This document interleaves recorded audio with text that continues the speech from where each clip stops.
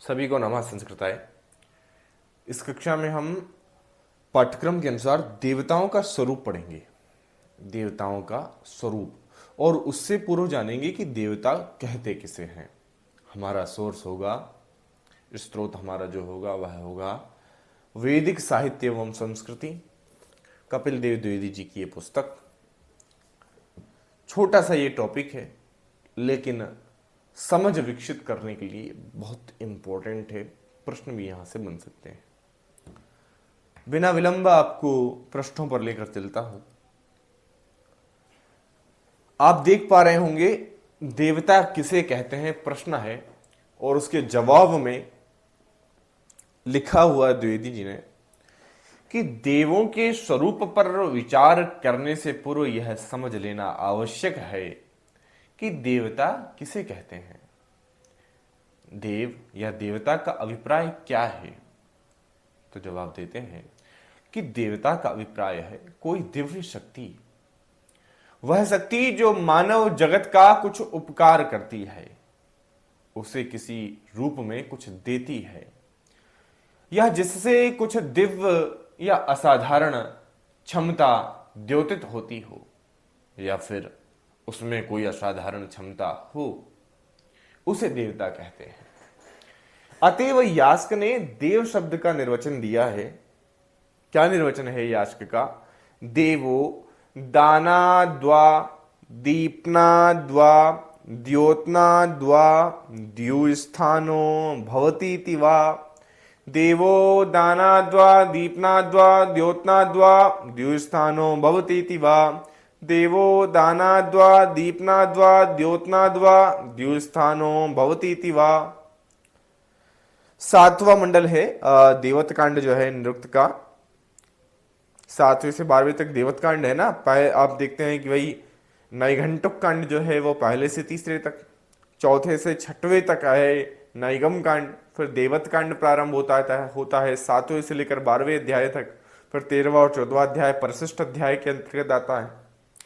तो 7वें अध्याय में प्रारंभ में ही वह कहते हैं, 14वीं लाइन है ये, 14वां आप कहें कि मंत्र, या फिर उन्होंने एक पंक्ति कही है व्युत्पत्ति, जो निरुक्ति उन्होंने दी है ना, 14वीं निरुक्ति यह है कि देवो दानाद्वा दीप्नाद्वा द्योतनाद्वा द्विस्थानो भवति तिवा।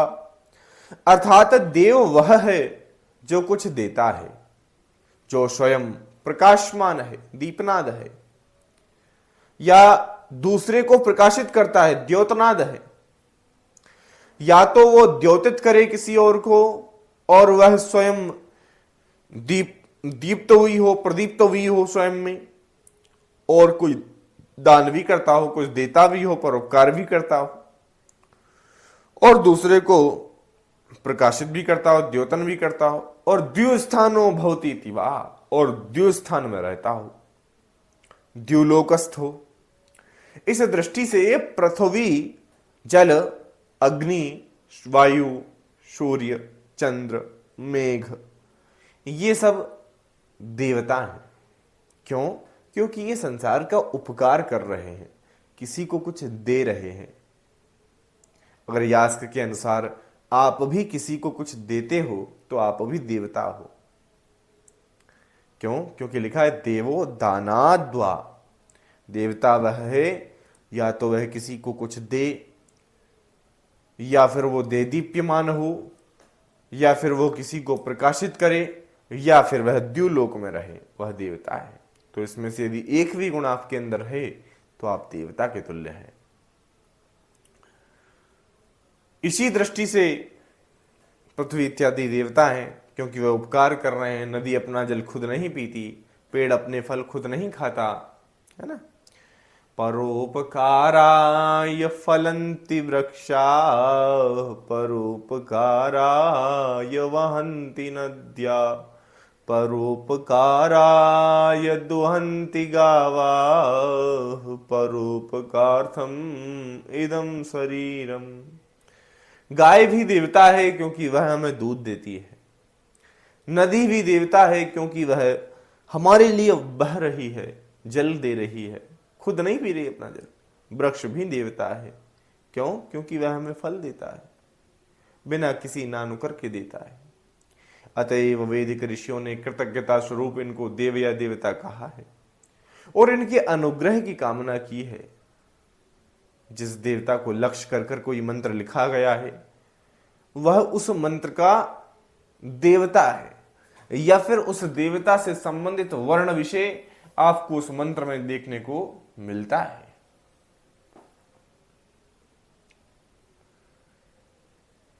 मंत्र के द्वारा देवों का दिव्य शक्तियों का आवाहन किया जाता है और यही भाव यास्क ने 7वें अध्याय के पहले पाद में किया है। देवों का स्वरूप अब आपको समझ आएगा। आपने देवता जान लिया कि देवता कौन होता है, अब देवताओं का स्वरूप सुनिए। देवों का स्वरूप उनकी प्रकृति पर निर्भर है। कुछ देव मानववत कार्य करते हैं जैसे इंद्र, वरुण, मरुत, तो इनके अंगों आदि का भी वर्णन हमें मिलता है ना। यस्य सुस्मात् रोदसी अभ्यसेताम न मनस्य मनः सजनासो इंद्र। हमें इनके अंगों का वर्णन मिलता है। हम इनको सुशिप्र बोलते हैं, सुंदर ठोड़ी वाला बोलते हैं। यह वज्रहस्त, वज्र हाथ में वज्र लिए हुए बोलते हैं। इसके हाथ का वर्णन मिलता है, मतलब ये मनुष्य की तरह है। इसकी क्षिप्र का वर्णन मिलता है तो मतलब ये मनुष्य की तरह है ना।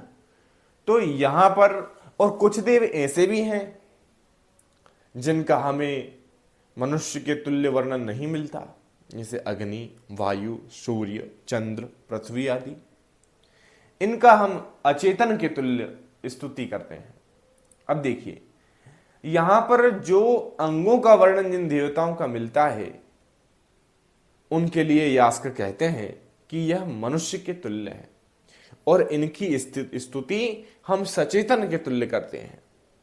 वहीं जिनका मनुष्यों के तुल्य शरीर नहीं देखने को मिलता, अग्नि, वायु, सूर्य, चंद्र, पृथ्वी इत्यादि, उनकी अचेतन के तुल्य स्तुति होती है। अब यहां पर जो हमने बताया कि सचेतन और अचेतन, चेतन और अचेतन, ये थोड़ा ध्यान रखिएगा। मनुष्य के तुल्य नहीं है तो अचेतन, मनुष्य के तुल्य हैं तो सचेतन। अग्नि, वायु, सूर्य, चंद्र, पृथ्वी अचेतन और इंद्र, वरुण, मरुत इत्यादि सचेतन। पुरुष विधा स्युः इत्येकं चेतनावद ही स्तुतयो भवन्ति। जो पुरुष की तरह है वह तो चेतनावत है और चेतनावत की भांति ही उनकी स्तुति होगी। लेकिन जो अपुरुष विधा है, पुरुष की भांति नहीं मिलते, उनकी इत से अपर, समझ लीजिए इसको, मतलब अचेतनावद स्तुति उनकी होगी, अचेतन की तरह स्तुति होगी। यास्क ने निरुक्त में इंद्र, अग्नि आदि देवताओं को 4 प्रकार से बांटा है, 4 प्रकार से इनकी व्याख्या की है। कैसी व्याख्या की है? एक तो आध्यात्मिक, आदि दैविक, आदि भौतिक और अधियज्ञ। मतलब यास्क ने देवताओं को 4 कैटेगरी में बांट दिया। आध्यात्मिक, आदि दैविक, आदि भौतिक और अधियज्ञ। याद रख लीजिएगा, आध्यात्मिक, आदि दैविक, आदि भौतिक और अधियज्ञ। आध्यात्मिक, आदि दैविक, आदि भौतिक और अधियज्ञ, ये 4 देवताओं के स्वरूप के अंतर्गत हमने श्रेणियां पढ़ी, प्रकार पढ़े देवताओं के। अब यास्क कहते हैं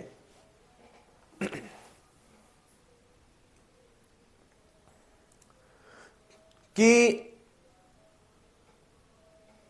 अग्नि, मरुत, इंद्र, वरुण, अश्विनी, ये सभी देवों को हमें रूढ़ मानकर यौगिक शब्द मान लेना चाहिए। अतः ऐश्वर्य संपन्नता का सूचक इंद्र शब्द देवों का राजा हो गया।